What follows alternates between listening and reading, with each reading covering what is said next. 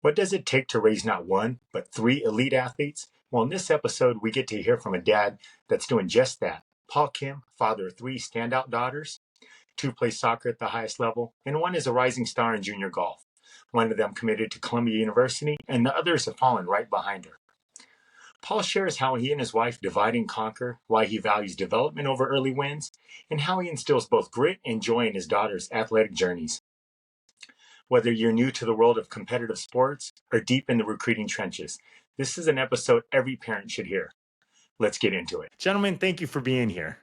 Paul, thanks for joining with us today. I wanted to bring you on to tell us your story. You have three elite girls, two in the same sport, one in a different sport in soccer and golf. And just basically, if you can do this, give us a snapshot of your family. Yeah, well, so I have three daughters, as Andy's saying. I have a girl who's turning 18 shortly, 16, and then 13. Nicole is the oldest, Chelsea's the second, and Taylor's the third. My first and third both play soccer, and my middle child plays golf. And I think at first it just, stems from my love for sports. I've always loved sports, grew up playing a lot of sports.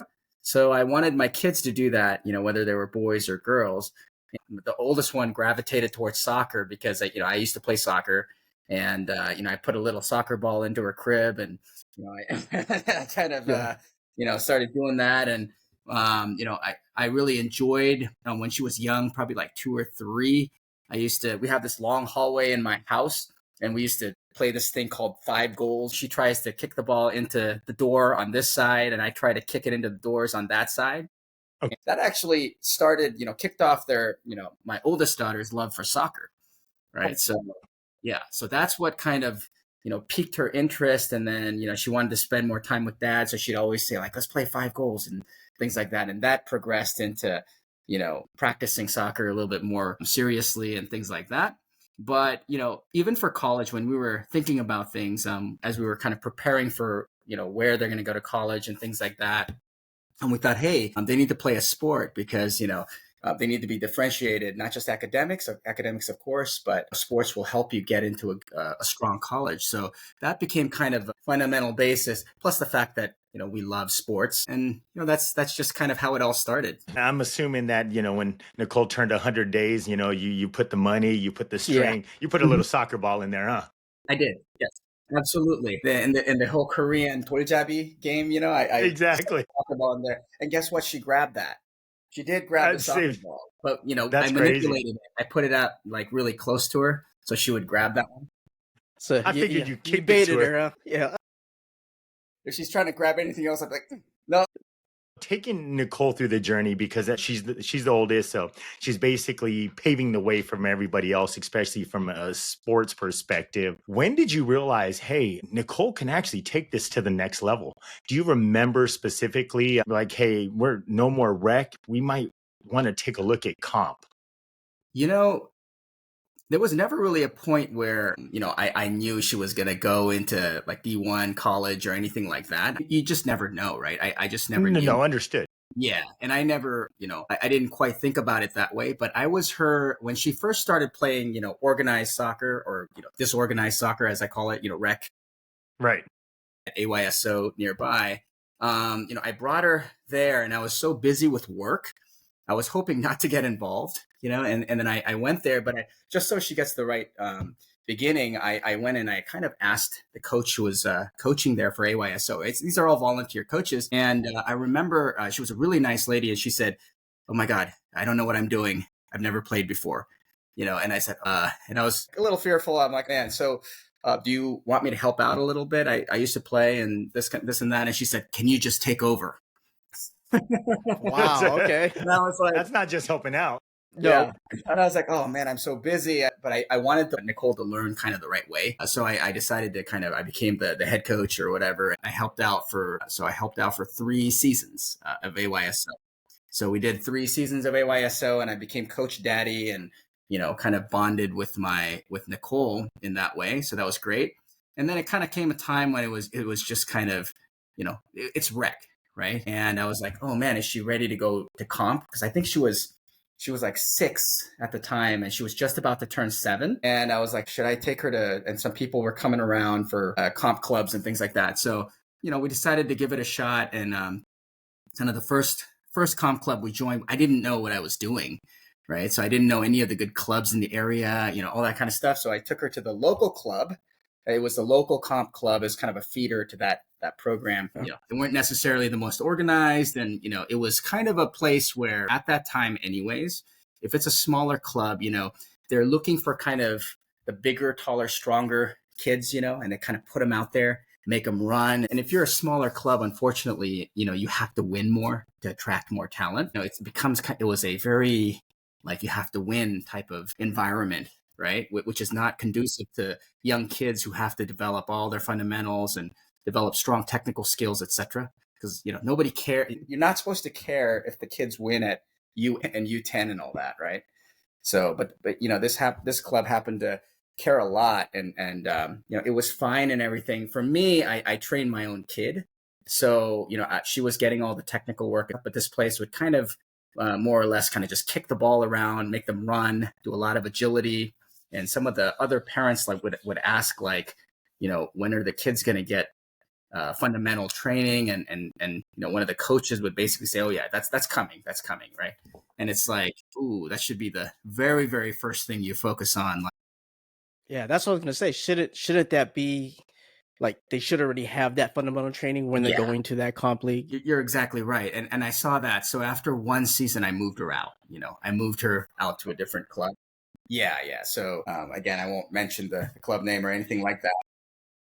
Because that seems to be a common thread, especially early on. I always say 8 to 10, moving from rec to comp. Now parents are trying to choose the comp teams that are winning, and now there's paid coaches. And so we've had this discussion is, everybody talks about development, but is that really true when you're picking a coach? Because if you're picking a coach and they're losing, are you really sending them to that? What is the right coach for both Nicole and Taylor, because they're at different ages? Yeah, no, that's a really, really good question. And I think the right coach will depend on the kid a little bit, but the most important thing is I think age group wise, it's a little different. So at the young ages, let's say U8, U10, U12, etc., before they're being showcased. When you're older, you have to be showcased, and that's a little bit different story. So you have to start winning, and you have to, because the coaches come watch the teams that are most successful winning.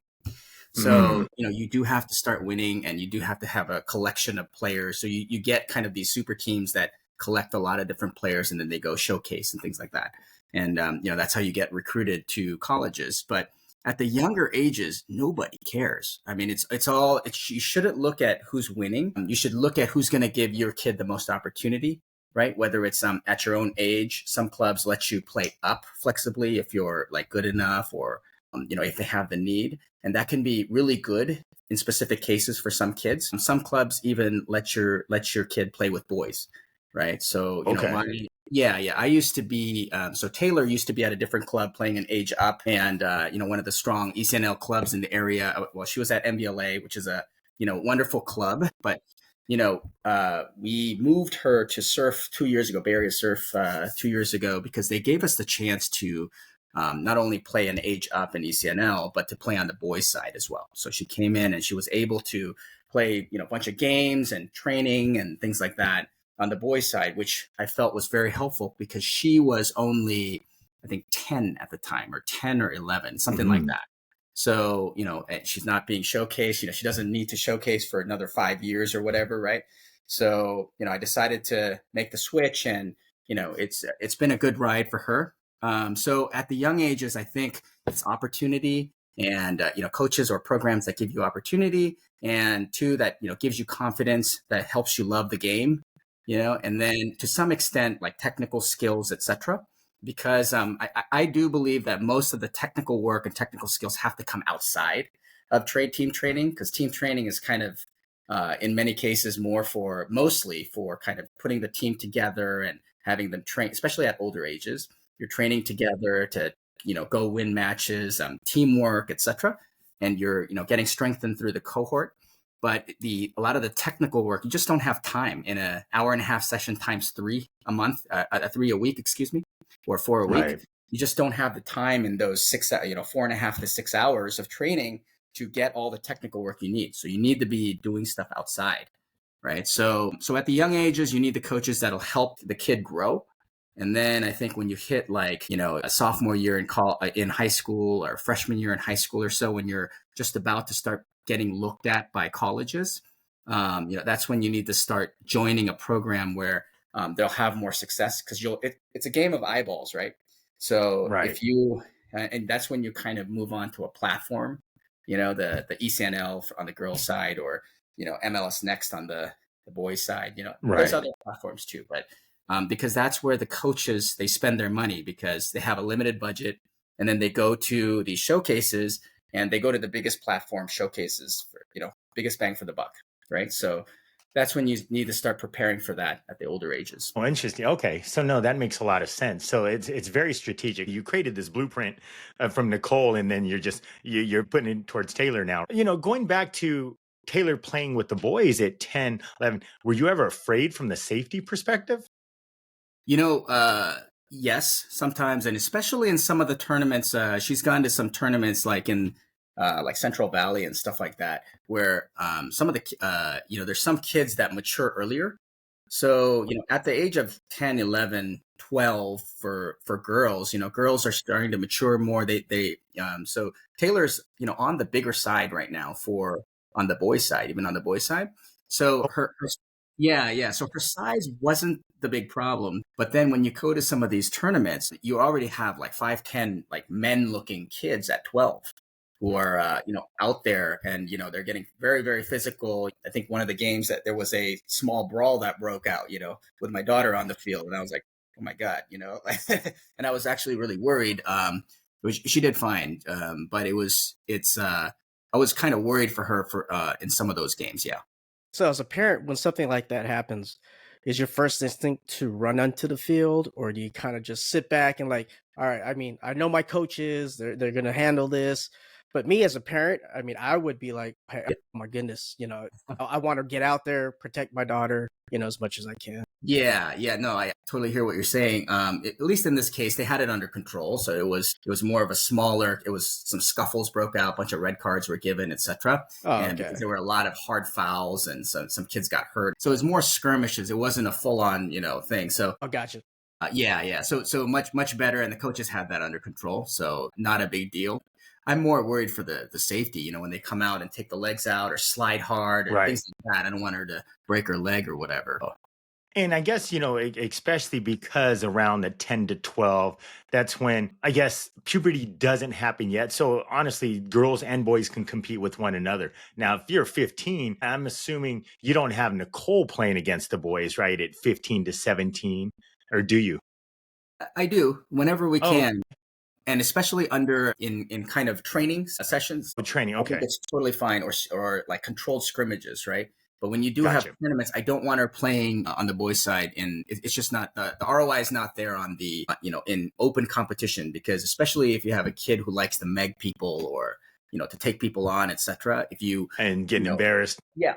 If you embarrass somebody, they're going to come and just take your leg out and things like that, right? Right. It's just not worth it, And I think originally when Nicole was, she's now about to go off to college in the fall, but when she was, at MVLA, she, like many years ago, she had a chance to actually play on the boys' side as well, to guest and play and they're on the ECNL platform for both girls and boys. But she had a chance to play there, and I was really excited about it. And then our ECNL director just pinged me and said, hey, like, I don't agree with that, because she's, Nicole's going to be showcased soon in front of colleges. Do you want her out for a year because some guy, like, some bonehead takes her out, right? Because of X, Y, and Z. And it actually made sense to me. So I pulled her from that, but she would still train with the boys here and there, whenever she could. And that's really helpful. Like playing with boys at older ages in a controlled environment is very helpful.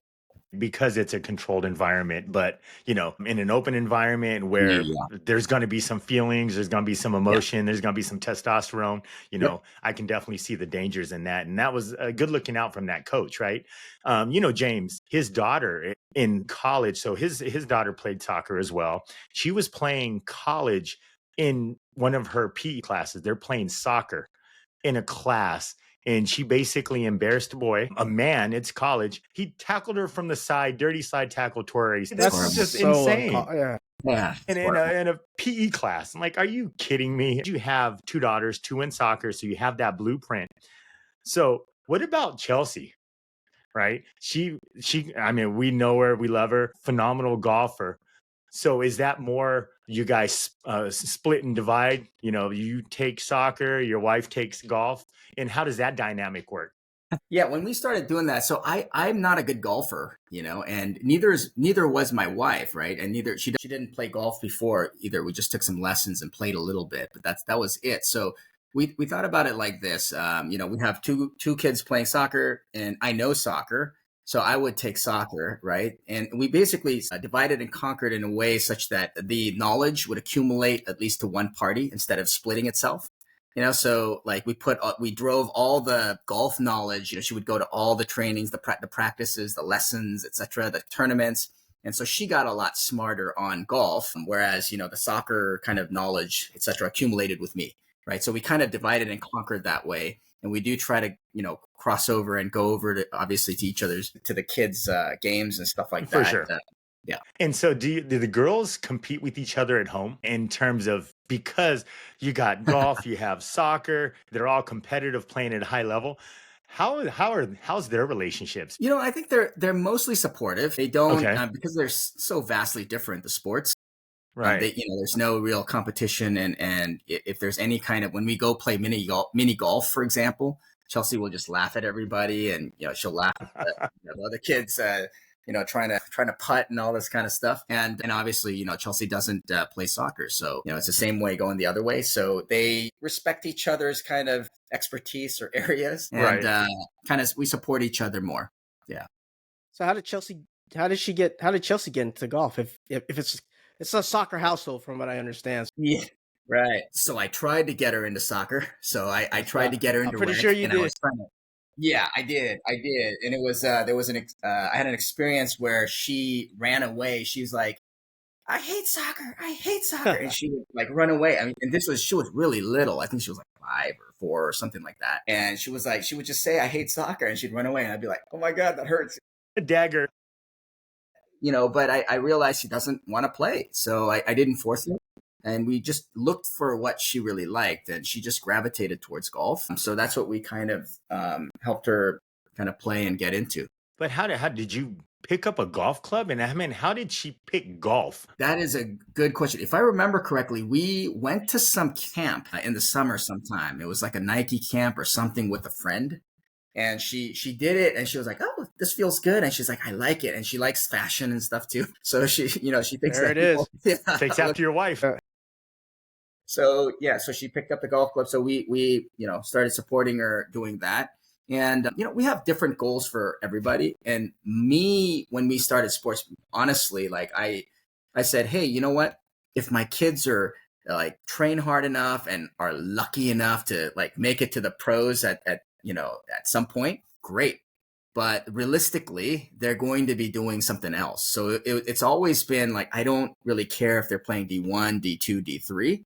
It's more about like, get a great education, you know what, you know, give them skills to live their life. And so like, it's been more of really a tool for us to get into a great college for one. But if they go beyond that and go pro for a couple years, if they're so lucky and if they're good enough, etc., then I would totally support them. On the soccer side, you know, there's not a whole lot of money right now, right? So I would still have to support and things like that. And I'm willing to do that for however many years to give her good, happy memories, etc. And then it's not too late to use your degree to jump into your career and, you know, go pro in something you'll do for the rest of your life, right? You talked about getting an education or if there's a chance to go pro. Take us through that recruiting process. Initially, when you realized Nicole has what it takes to play D1, what was the initial goal and what changed? In other words, was it academic or was it, hey, let's go play high level soccer and try to win a national championship? Yeah. Every sport's a little bit different, but in soccer, both boys and the girls side, the coaches can't actually talk to you until June 15th after your sophomore year. Sophomore year, correct. Yeah. So just before your junior year. So until then, it's all like showcases. We went to a bunch of ECNL showcases. They made the national championships like every year, national playoffs. So like those things are full of hundreds and hundreds of D1 and D1, D2, D3 coaches, right? All over the place. It's crawling with coaches. So when June 15th, after her sophomore year came, we didn't know what to expect.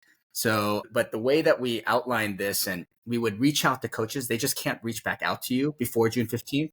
So in those outreach, and we would only reach out to the top kind of academics first for us, right? So it was all the schools with the strong academics, like the Ivies, or for us, everybody's different, and or the like some of the local schools that are very strong academically and in terms of soccer. So we had two columns, one academic ranking and like soccer ranking, and then we would kind of put those together, and then we'd reach out to the schools. So that's how we so it's always academics first, before anything. When June 15th came, that's when you kind of know. So fortunately, we had a bunch of schools reach out. So we went through the process with them, and then, that ended up being, some offers and things like that. And, she is now like headed off to Columbia, where, Correct. that was congratulations. No, thank you. That is awesome. Yeah, it was one of her, kind of dream schools.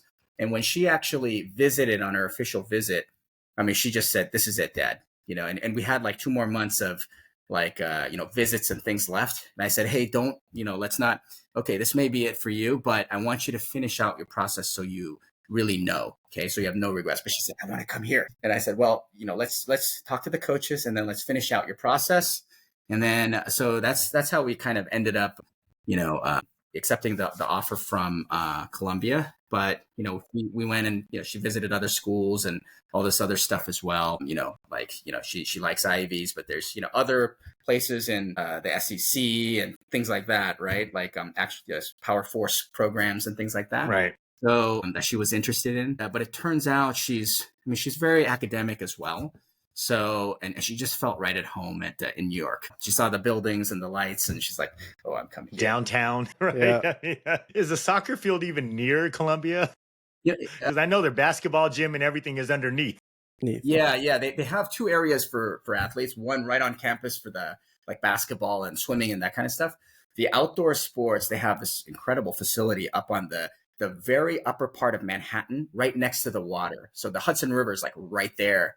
It's incredible. And then they have the athletes bus, the shuttle bus that goes every 20 minutes until like 11 p.m. or so. So it's really accessible. Did you send out a ton of emails initially and made a lot of calls, or did you use any type of programs that helped you with that? You can get all the coaches' emails online, and we got like about 8 to 10 schools beforehand, but a few in the Ivies, here and there, etc. And, we would write emails to them, to the coaches to come watch us. Usually there's kind of a format that you follow. I play for this school. I'm this position. Here's some of my highlight videos. Here's some of my full game clips, So highlight videos, you can kind of compile all the best hits, right? Whereas, game clips, it, shows kind of the true play. Right. So you kind of send both, and the coaches generally want to see both. And then they generally want to see you play at some point, right, before they make a decision. So they would come reach out, and some funny conversations where they would reach out to our coach and say, "Oh, we're interested in Nicole, but she's never shown any interest in us." And it's like, "Really? We've been emailing you for almost 2 years, So from a soccer recruiting perspective, do coaches fly out this way to watch players, or do you usually have to go to a showcase that's somewhat near their state? Right. From soccer recruiting. So I can speak to the girls' side. On the girls' side, Okay. ECNL is kind of the largest platform. So, and like, I think the stats have it like something like 75% of the D1 classes are filled with ECNL players. So like coaches basically know, like they'll kind of prioritize the ECNL showcases and national playoffs. So, at the end of the year, so we're heading to playoffs like in June now. It's like playoff season now. And it's like the coaches fly out there. They have limited budget. So the coaching staff will go out to these showcases and watch you. In some cases, they'll fly out, or if they're close by, they'll come and they'll talk to your coach and then come watch your practices. So they do that as well. Are you privy to know what coaches are coming or what colleges are coming to see those Yeah. So showcases? on the website, you can see who signed up, but a lot of them, they don't always kind of register or whatever. So, but most of the big schools will come. It's exciting because these showcases have all the big schools come out. So, Doug, Paul has been taking us through the recruiting process with Nicole. And it'd be good, especially for you to listen to this because of Leah going through it right now. Her being a sophomore, an elite athlete in two sports, in both soccer as well as field hockey. Paul, when will you start with Taylor as well as Chelsea? Yeah, with Taylor, we'll follow a similar format, maybe second semester of freshman year or even the beginning. So, we'll just be sending out our highlight videos and just constant, like maybe once a month or once a quarter, and just reaching out to them to show interest. We've been doing to some degree with Chelsea as well. And yeah, so I know golf tends to happen a little bit later, it seems. I don't know if that's the case, but it definitely is. I don't know if you guys follow any type of college commits on Instagram or Facebook. And so you'll see a lot of kids that are signing. And so even in 2025, there's still commits going on. The early commits, the June or the junior year commits, because in golf there's rankings and it's usually for the top 100 in that class rankings, but most of it happens going into the senior year, right? There's summer and then going into the senior year. So if we reached out as early as I would say second semester of sophomore year. And so, you reached out, like I said, you just send a ton of emails. A lot of times you don't hear anything back, or hey, fill out this form or keep us posted, which means, hey, they know who you are, right? When you're actually talking to a coach, is there a question that you ask almost every single coach? Yeah, there's and I'm sure every sport's going to be a little different. For her, she's kind of she's like an attacking midfielder, and she's always kind of been a very technical player who, small touches, like a lot of passes, a lot of no boot ball, right? She's trained not to like just blast the ball, and a lot of soccer programs, I would say even a majority of soccer programs in the US, they just send the ball, right? They just send it to the fastest players on the wing, etc. It's pretty ugly soccer. And so we were advised by our DOC at MBLA, as well as just, our common sense dictates that we don't go to any of the programs that send the ball.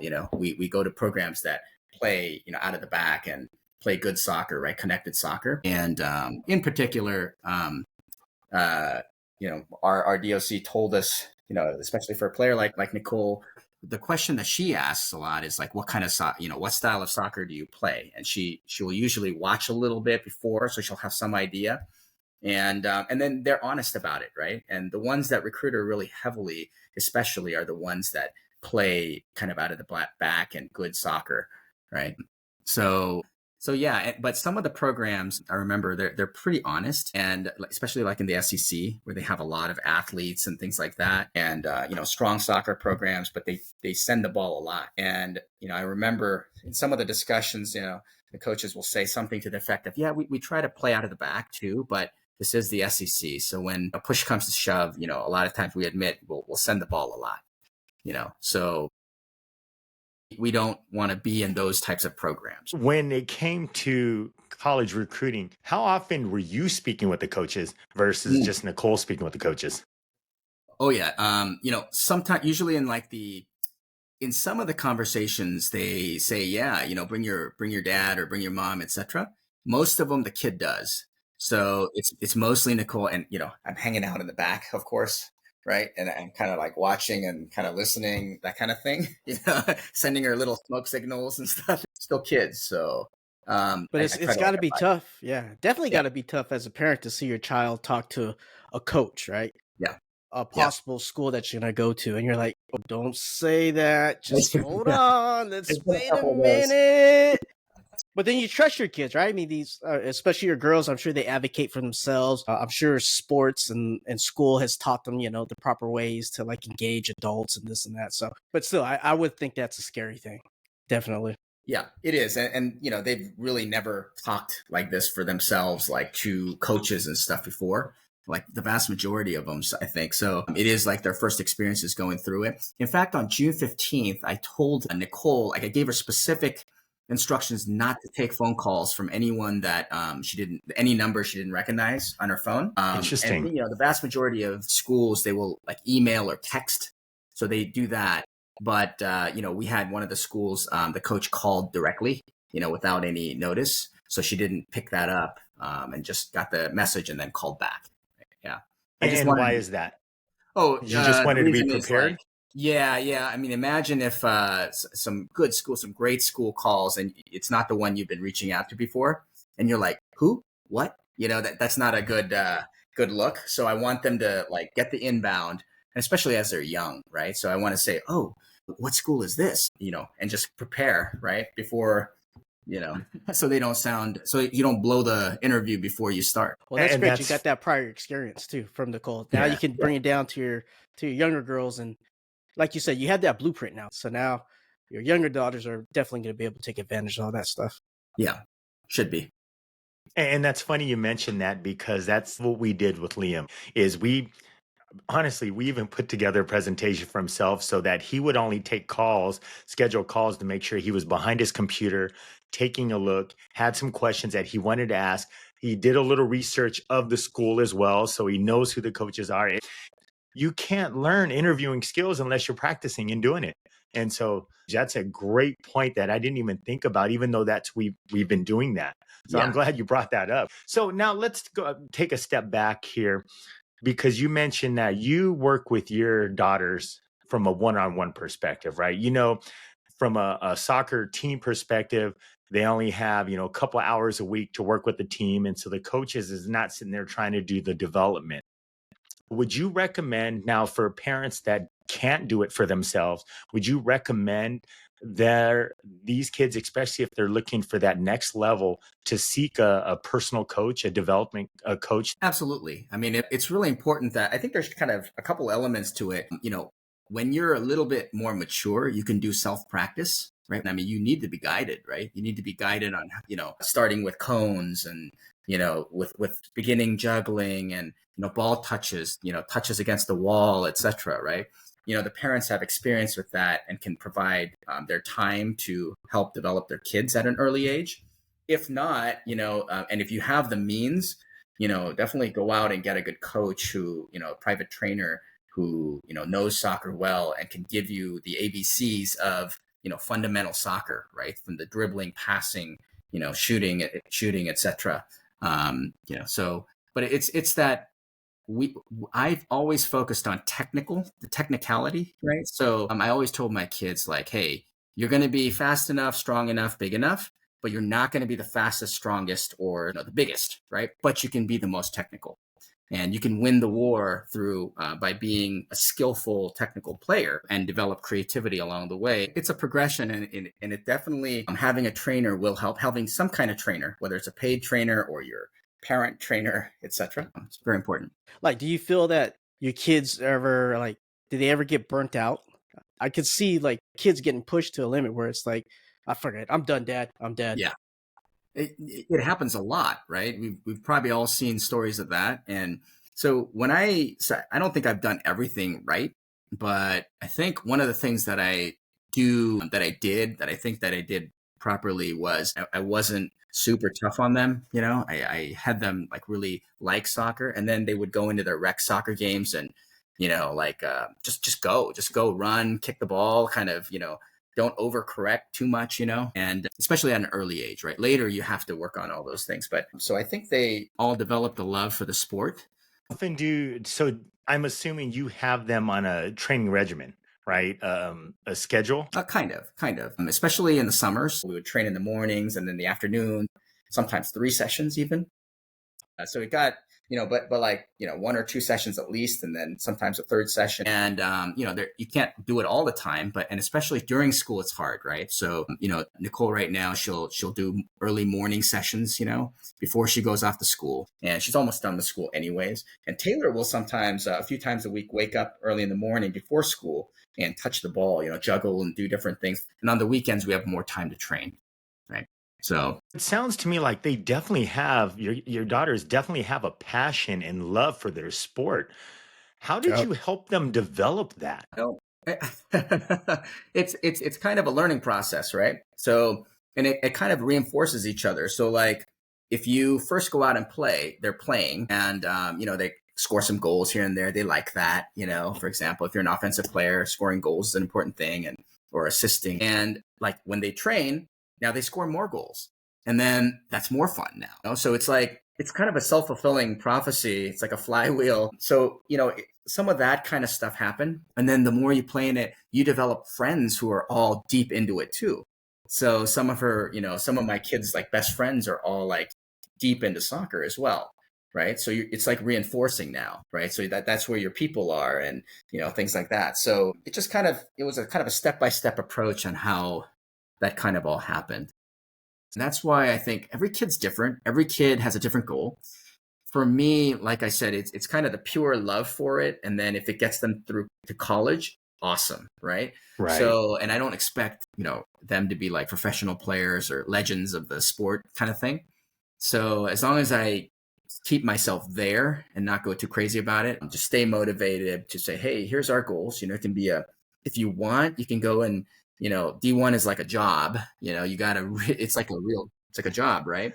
100%. Yeah. D3 is more like you play, it's very competitive, and some D3 programs are fantastic, but you also get your own time, and it's more reasonable. You get to enjoy it. You get to enjoy it a lot more. It's not right.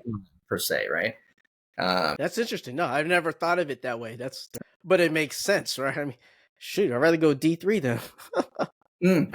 So, just to wrap this up here, if your kids listen to this podcast 10 years from now, what do you hope they hear in your words? I hope they hear that I love them, and that I was intentional about, kind of what I did. Sometimes the processes of waking them up in the mornings and that kind of thing, that creates some friction, right? And sometimes there are times when I'm very, very tough on them, and I think if they watch this, and I hope they know that how much love there is in my heart for them to succeed, not just in that sport, but it's like a bigger picture thing. I want them to learn things in life, in their character, like what I just said, about persistence, about determination, about setting goals, etc. And I hope they know that I did it all for them, right? So, if they understand that, then I'll be happy.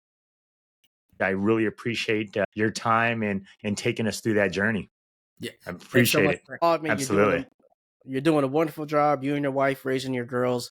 I could just see it in the way you talk, how proud you are of your girls, and what they're accomplishing, and you're setting them up for just greatness. So good job, Kelly and your wife. From hallway soccer games to Ivy League commitments, your intentional parenting, humility, and commitment to the long game is something we can all learn from.